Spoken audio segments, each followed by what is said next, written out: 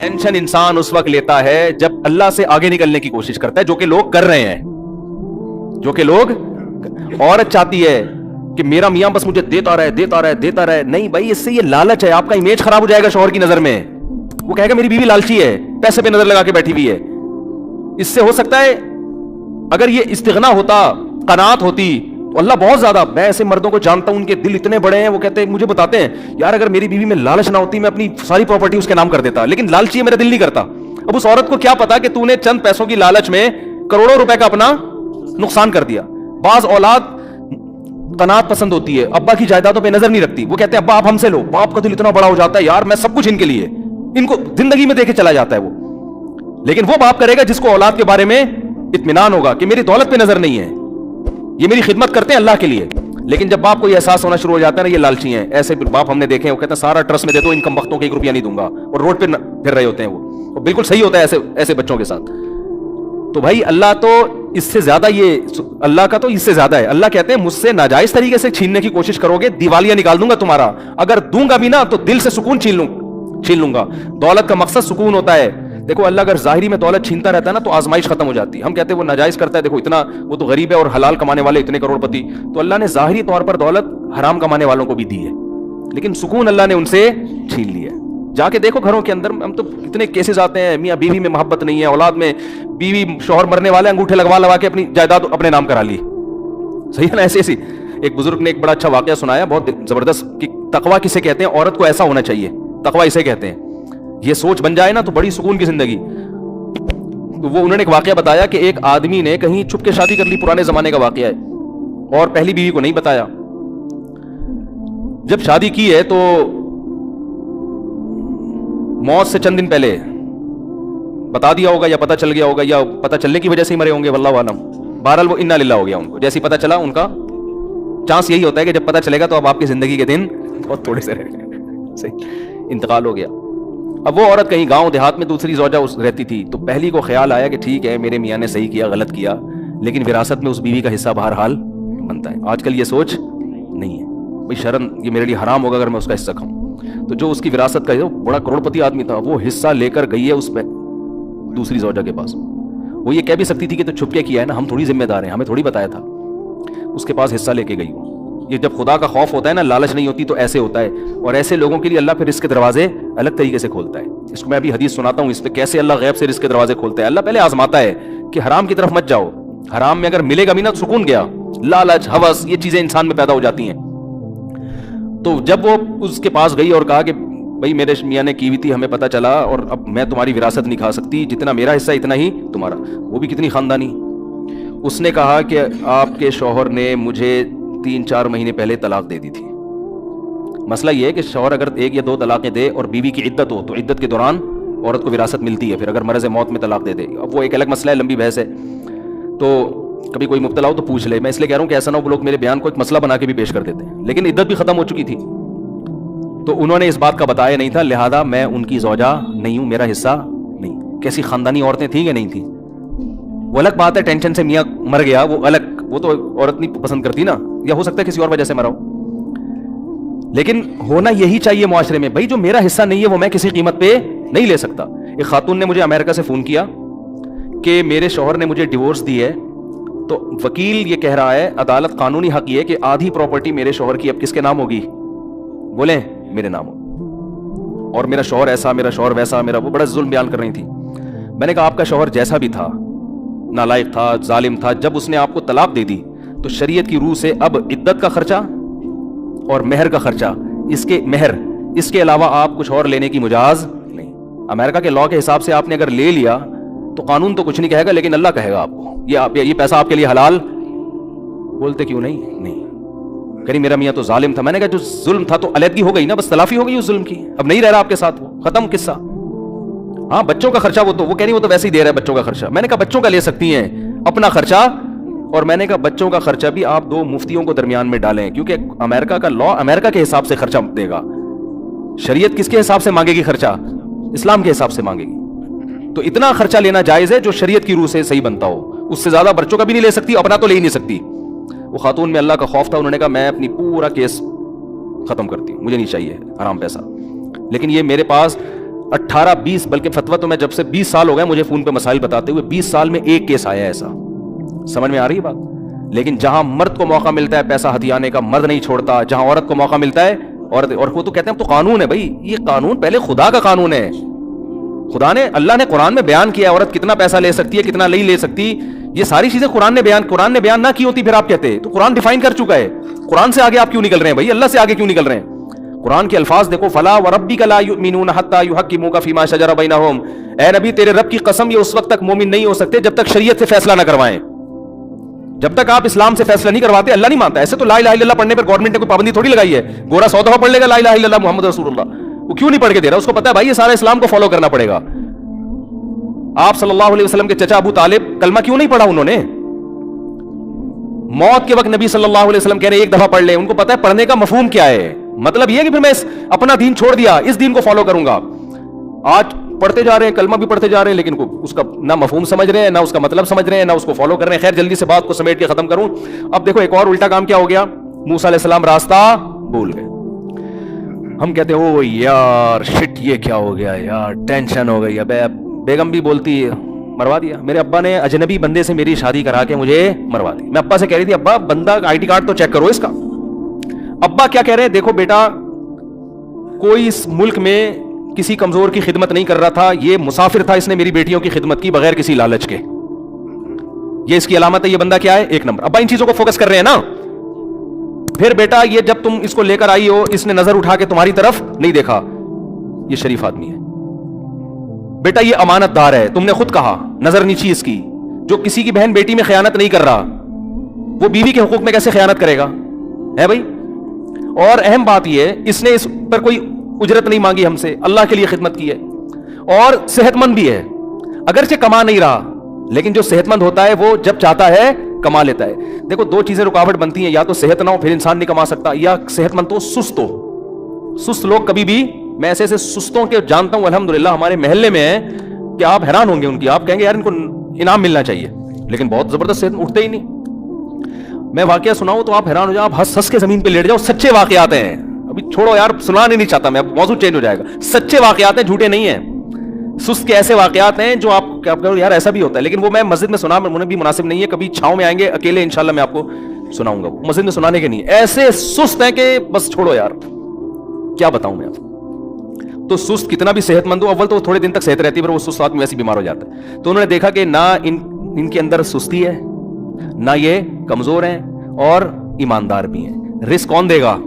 یہاں یہ سوچ رہے ہیں کہ نکاح کرو, اگر فقیر ہو گیا اللہ غنی کر دے گا. بھائی نکاح کر دیں گے, اللہ کا وعدہ ہے غنی, نہیں کیا تو اس کا مطلب اللہ کی مرضی یہی ہے. یہ شعیب موسیٰ علیہ السلام کے جو سسر تھے ان کی یہ سوچ تھی. تو بیٹی بھی اللہ پہ توکل کر رہی ہے, نہیں کہہ رہی ہے ابا کیا اجنبی بندے سے شادی کرا دی, اب وہ لے کے جا رہے ہیں مصر, راستہ ہی بھول گئے, یہ تو بڑی مصیبت. وہ بھی صبر کر کے بیٹھی ہیں, بھائی میرے باپ کا انتخاب اچھا تھا, اب جو پریشانی آئے گی وہ کس کی طرف سے ہے؟ اللہ کی طرف, اسی میں خیر ہوگی. اور کمال کی بات جا کے نبوت ملی.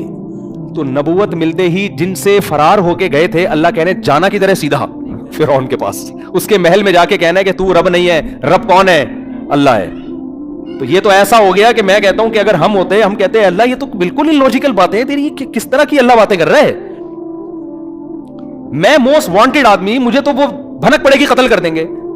اگر تو مجھے یہ کہتا کہ جا کے کسی اور کو دین کی دعوت دے, تو یہ بھی خطرہ تھا کہ فرعون کہے گا میرے ملک میں میری ایک نئی تحریک کھڑی ہو گئی ہے جو دوسرے مذہب کی طرف بلا رہی ہے, اور تو کہہ رہا ہے جا کے بات کس سے کرنی ہے؟ ڈائریکٹ فرعون سے. تبھی موسیٰ علیہ السلام نے کہا انی قتلت منہم نفسا, اللہ میں نے تو قتل کیا, مجھے مار دیں گے وہ. اور یہ ہے, اور پوری تقریر اللہ نے کہا کلا ہرگز نہیں, جانا پڑے گا تجھے, جانا پڑے گا, اور جا کے اس کو دعوت دینی پڑے گی. اور پھر اتنی آزمائشیں, جب موسیٰ علیہ السلام گئے فرعون کو دعوت دی, جو کچھ آزمائشیں قرآن بیان کر رہا ہے. موسیٰ علیہ السلام بنی اسرائیل کو بھی تسلیاں دے رہے ہیں, اللہ کی مدد آئے گی, اللہ کی مدد آئے گی, ادھر بھی تسلیاں دے رہے ہیں. یہاں تک کہ قرآن کہتا ہے بنی اسرائیل پر اور مصیبتیں شروع کر دی فرعون نے, اور عذاب شروع ہو گئے. یہاں تک کہ بنی اسرائیلی جو حضرت موسیٰ کو پیغمبر مانتے تھے, معجزے دیکھ چکے تھے, کہنے لگے اوذینا من قبل ان تأتینا ومن بعد ما جئتنا, اے موسیٰ تیرے آنے سے ہمیں کوئی فائدہ نہیں ہوا, تیرے آنے سے پہلے بھی عذاب میں اور تیرے آنے کے بعد بھی ہم عذاب میں ہیں. اور حضرت موسیٰ کیا تسلی دے رہے ہیں, عسیٰ ربکم ان یہلک عدوکم, उम्मीद रखो अल्लाह तुम्हारे दुश्मन को हलाक करेगा। ये जो इतने सारी नाकामियां अल्लाह पैदा कर रहा है, नाकाम करने के लिए नहीं। अगर अल्लाह हमें नाकाम करने के लिए कर रहा है, इसका मतलब अल्लाह की नजर में फिरौन बड़ा है और हम अल्लाह की नजर में छोटे। तो फिरौन कैसे बड़ा हो सकता है? वो तो अय्याश है, वो तो जालिम है। ये तवक्कुल चाहिए अल्लाह को अपने बंदों से। बात समझ में आ रही है कि नहीं आ रही है? और ये तवक्कुल हमें अल्लाह को चाहिए निजी जिंदगी में भी, दफ्तरों में भी, घरों में भी, कारोबार में भी, मस्जिदों में भी, हर जगह ये वाला तवक्कुल अल्लाह को हमसे चाहिए कि तुमने काम पूरा करना है, नतीजा किस पे छोड़ना है? अल्लाह पे। गलत भी हो रहा है तो बस सही हो रहा है। समझ में नहीं आ रही मेरा ख्याल है बात? गलत भी हो रहा है तो सही हो रहा है बस, फिर सुकून भी मिलेगा, फिर सही भी होना शुरू हो जाएगा, वरना गलत ही होता रहेगा। और अगर आपने अल्लाह को राजी नहीं किया हुआ ना, फिर अल्लाह की कसम उठा के कहता हूं कि अगर सही भी हो रहा है तो क्या हो रहा है? गलत हो रहा है। यह आपकी खुशफहमी है कि सही हो रहा है? यह आपकी खुश। देखो, जब किसी दुश्मन को आपने बुलाया, आपके दुश्मन ने आपको बुलाया, आपको नहीं पता था कि ये मेरा दुश्मन है, उस वक्त आपको मालूम नहीं था। लोग बता रहे हैं तुम्हारा दुश्मन है, आपको नहीं पता। आप कह रहे हो नहीं यार ये तो मेरा दोस्त है, उसने रसगुल्लों का डब्बा सामने लाके रख दिया, आपने 3 रसगुल्ले खा लिए। बाद में किसी ने साबित कर दिया कि ये कौन था? आपका दुश्मन। आप फौरन उल्टी की गोलियां खाओगे, यार ये रसगुल्ले निकालो, ये इतना बड़ा दुश्मन है, ये तो मुझे कत्ल करने के लिए तलाश कर रहा था। आपको उन रसगुल्लों से बू आना शुरू हो जाएगी, खौफ आना शुरू हो जाएगा। जो अल्लाह वाले लोग होते हैं ना, गुनाह करने के बाद अगर उनको इज्जतें मिले, पैसे मिले, गुनाह भी हो रहे हैं फिर भी सब कुछ मिल रहा है, वो उस पैसे से, इज्जत से कभी खुश नहीं होते। कहते हैं अल्लाह कोई मुझे बड़ी तबाही में डालना चाह रहा है। क्योंकि मूसा अलैहिस्सलाम जब फिरौन को दावत दी है तो फिरौन की तरक्की का ग्राफ कम के बजाय और ऊपर जाना शुरू, और बनी इसराइल पर जुल्म का ग्राफ वो भी ऊपर जाना शुरू, यानी वो और तनज़्ज़ुल की तरफ जाना शुरू हो गए।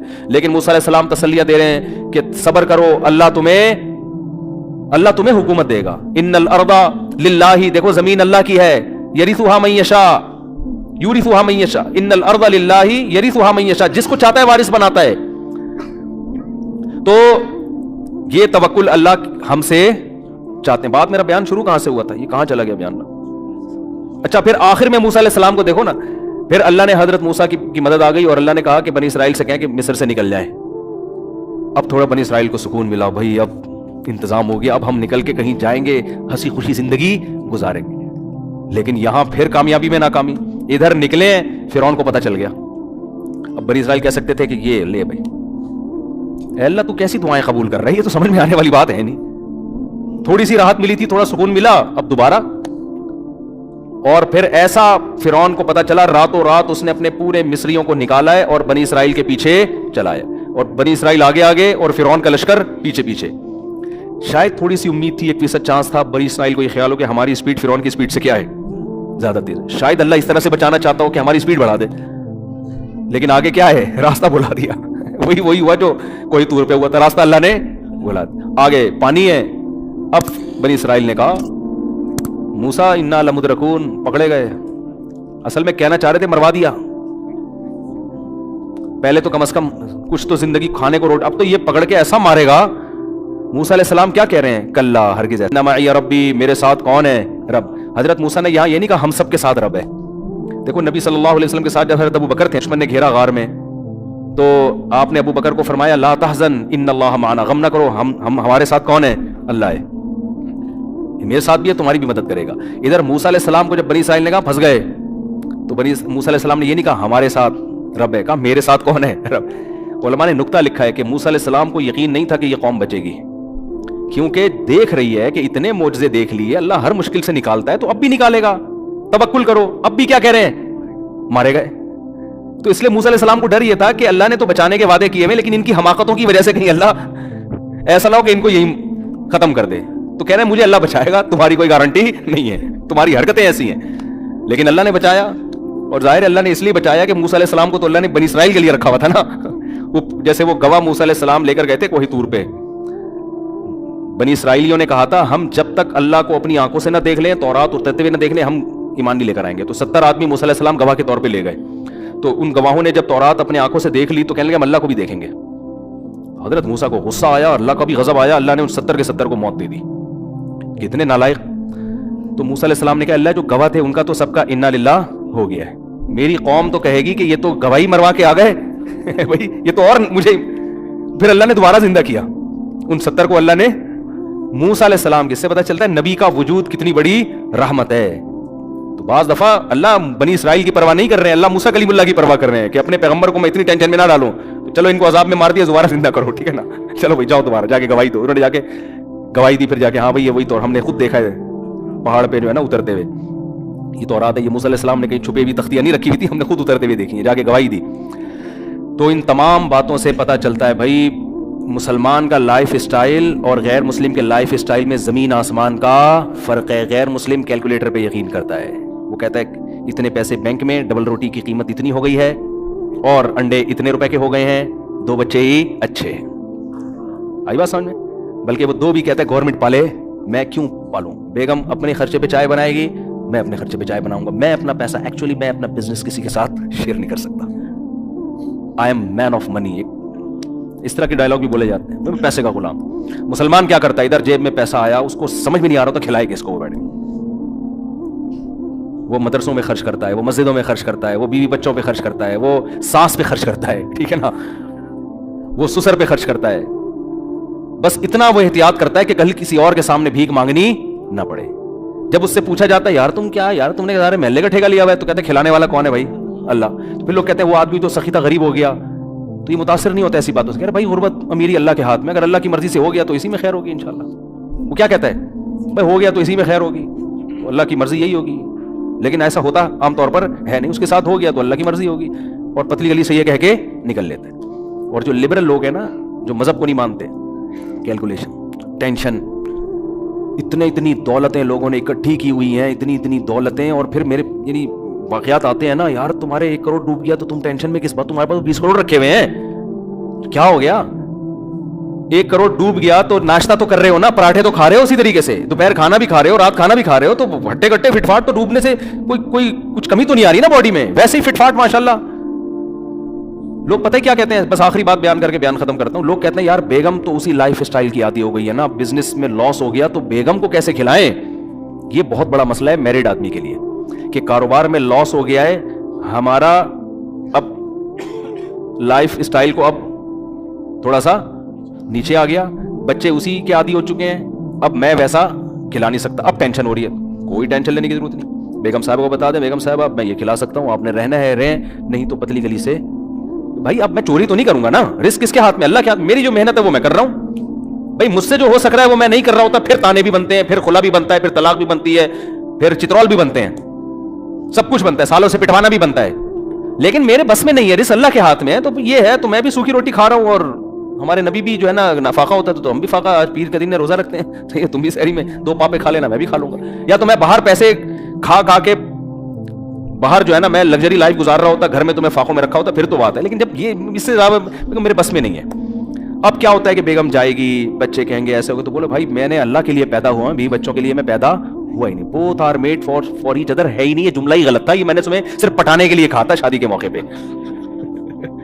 یہ پٹانے کے لیے کہتے ہیں نا, we both are made for each other. وہ بھی کہتی ہے, وہ کیا ایک بڑا اچھا سا جملہ ہے, خیر وہ بھی کہتی ہے ہم بھی اسی لیے بنے ہیں. تو بیگم وہ تو پٹانے کے لیے بناتا ہے, لیکن میں اللہ کے لیے بنا ہوں, مجھے اللہ کو خوش کرنا ہے. اللہ نے کہا ان چیزوں میں ٹینشن نہ لو, ٹینشن صرف آخرت کی رکھو, اس کے علاوہ بیگم میرے ویسے سر کے بال ختم ہو چکے ہیں, ٹینشن لینے کی عمر نہیں ہے. جو کھلا دیا پلا دیا اس پہ اللہ کا شکر ادا کرو, اسی میں گزارا کرنا ہے تو کرو, ورنہ آپ پتلی گلی سے جا سکتی. شریف خاندان کی اچھی ہوگی, گزارا کرے گی, نہیں ہوگی تو چلی جائے گی, تو خوشی خوشی.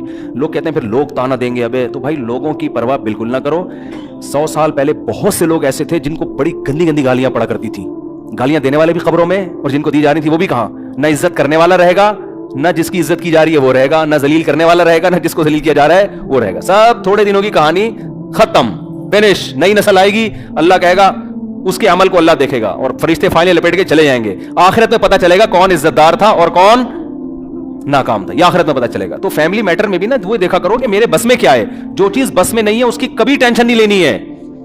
یہ آپ کے بس میں نہیں ہے رزق بڑھانا بھائی, یہ اللہ کے ہاتھ میں ہے. جو آپ کے بس میں اس میں سستی نہ کرو. آپ بڑھ جائے ٹھیک ہے, نہیں بڑھے بھائی اسی پہ ہم خوش ہیں یار, اللہ اسی پہ راضی ہے, بس ٹھیک, کوئی بات نہیں. گولے گنڈے بیچیں گے ہم تھوڑے دنوں میں, کوئی مسئلہ نہیں. دمبوں کا کاروبار کریں گے. تو بیگم کو بھی بتانا, میرڈ آدمی کے لیے نہیں بڑا مسئلہ ہوتا ہے. باپ سے تانے مل رہے ہیں, بے کماتا کیوں نہیں ہے, ماں سے تانے مل, اماں کو بتا دو اماں میرے بس میں یہی ہے, میں اس سے زیادہ نہیں کما سکتا, ایکچولی میں نہیں کما سکتا اس سے زیادہ, تو آپ مجھے رکھنا ہے رکھیں, نہیں تو آپ مجھے گھر سے نکال دیں. گھر سے نکل کے جائے گا کہاں, فٹ پاتھ پہ سو جائے جا کے, 2-3 दिन नींद नहीं आएगी, फिर आना शुरू हो जाएगी। इतना खुदा की कसम मजा आएगा ना पैसे वापस क्योंकि मकसद आखिरत है, वही है ही नहीं। और फिर जो पैसा आएगा उसमें मजा भी बहुत आएगा, क्योंकि आप जहनी तौर पर तैयार हो कि अल्लाह मेरी जरूरत सिर्फ 2 वक्त की रोटी है। अब जो अल्लाह बंगला देगा, गाड़ियां देगा, तो आदमी कहेगा अल्लाह मैं ना इसका मुस्तहिक हूं, ना मुझे जरूरत है, तो खिलाया जा रहा है।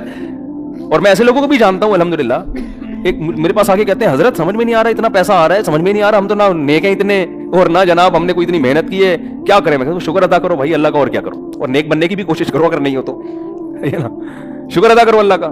ऐसे लोग भी हैं और ऐसे भी हैं, जितना मर्जी कमा लो, हाय पैसे ही नहीं है, हाय खर्चे नहीं हो रहे, हाय ये नहीं हो रहा, हाय वो नहीं हो रहा, तो हाय हाय हाय में एक दिन जनाजा उठेगा और बिल आखिर कब्र में बच्चे फेंक के आ जाएंगे, और फिर भूल जाते हैं। 2-4 दिन बाद बच्चे याद नहीं रखते, तो महल्ले वाले कहां से याद रखेंगे भाई? और याद रख भी लेंगे तो आपको उसे याद रखने का फायदा क्या है?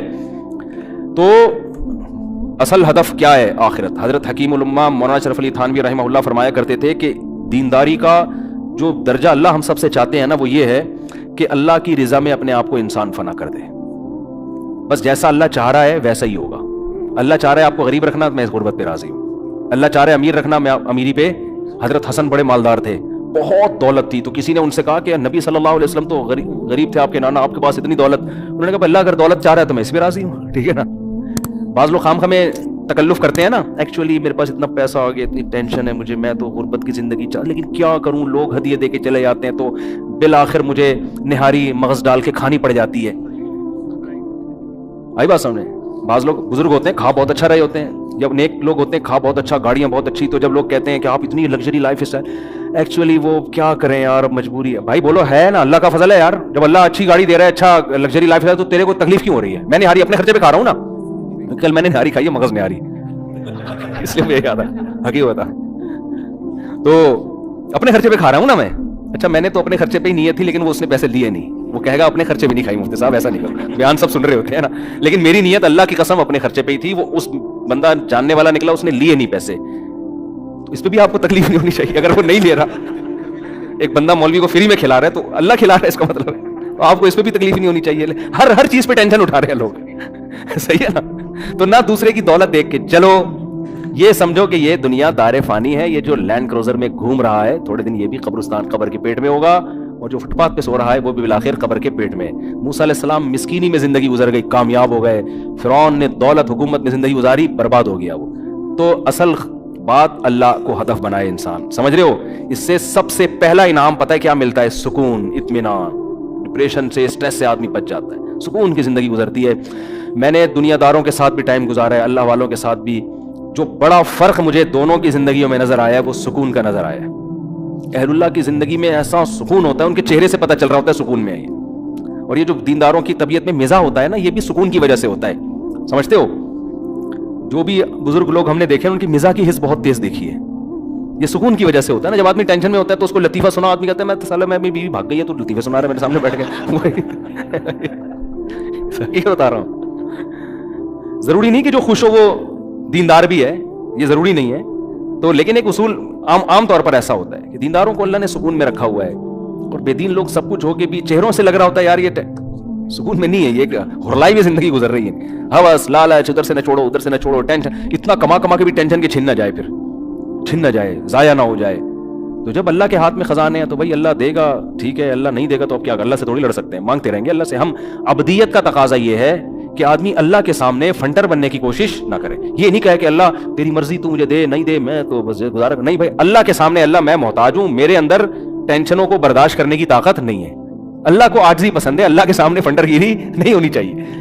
अल्लाह मैं मोहताज हूं, मुझे सेहत भी चाहिए, मुझे नेक बीवी भी चाहिए, मुझे सेहतमंद औलाद भी चाहिए, मुझे इज्जत भी चाहिए, और रिस्क में कुशादगी भी चाहिए। वो जो गुर्बत के जरिए तू आजमाता है अल्लाह, वो वसीम भाई को आजमा ले, मुझे छोड़ दे सही है, नाम ना लो लेकिन फरिश्ते समझ जाएंगे किसकी बात कर रहा है। तो अल्लाह मुझे तो कुशादगी, तो अल्लाह से मांगना यही चाहिए, समझ रहे हो? यही मांगनी चाहिए। एक सहाबी को जब पता चला ना सबर की इतनी फजीलत है, तो वो दुआ मांगने लगे, अल्लाह मुझे परेशानियों में डाल दे ताकि फिर मैं सबर करूं। आपने फरमाया ये दुआ मत मांगो, खुद नहीं मांगो अल्लाह से। तो अल्लाह के लिए तो भाई हजरत अय्यूब अलैहिस्सलाम जो थे, बीमार थे, तो सोने की टिड्डियां गिरना शुरू हुई। जब सेहत मिली है ना उनको, तो सारी टिड्डियां जमा कर रहे हैं, गोल्ड। तो अल्लाह ने कहा अय्यूब मैंने तुझे मुस्तगनी नहीं कर दिया, इतनी दौलत दे दी, अब मैं आसमान से टिड्डियां बरसा रहा हूं, तो जमा कर रहा है। लेकिन उन्होंने कहा अल्लाह मैं तेरी रहमत से मुस्तगनी नहीं हूं। تو جتنا دے گا میں تو لوں گا, آنے دو بھائی. یہ ایسے ہی جیسے ابا نے آپ کو بہت پیسے دیے, ایک دن ابا نے آپ کو کہا چلو بیٹا میں تمہیں گولا گنڈا کھلاتا ہوں. ابا ایک گلے گنڈے غریب لوگ کھاتے ہیں, مجھے ضرورت نہیں ہے. ابا کو غصہ آئے گا نا, ابا کہے گا تو ہے بہت بڑا فنٹر ہے, ہمیں پتا ہے تو سیٹ کا بیٹا ہے, جب میں تجھے دے رہا ہوں نا تو عزت کے ساتھ لے لیتا. گلا خراب تھا نہیں کھاتا, کسی اور کو کھلا دیتا, لے لیتا آرام سے. سمجھتے ہو کہ نہیں سمجھتے؟ تو اللہ بھی چاہتے ہیں کہ ہم تو ویسے ہی محتاج ہے نا اللہ کے, تو اللہ ہمیں تو سکون کی زندگی چاہیے, ہمارے گناہوں کی سزا نہ ہمیں دنیا میں چاہیے نہ ہمیں آخرت میں چاہیے, ہمیں تو بس معافی چاہیے. یہ اللہ سے مانگو تو اللہ کرے گا بھی انشاءاللہ. ایسے ہی بہت کم اللہ آزماتا ہے, بہت کم لوگوں کو, اور ہمیں تو آزمائش کی طاقت ہی نہیں ہے. بس اللہ سے, اور کبھی کوئی گناہ ہو جائے فوراً توبہ کرو, معاف کر دے اللہ, نہ دنیا میں انتقام لے نہ ہم سے آخرت میں, تو ہمیں بس معاف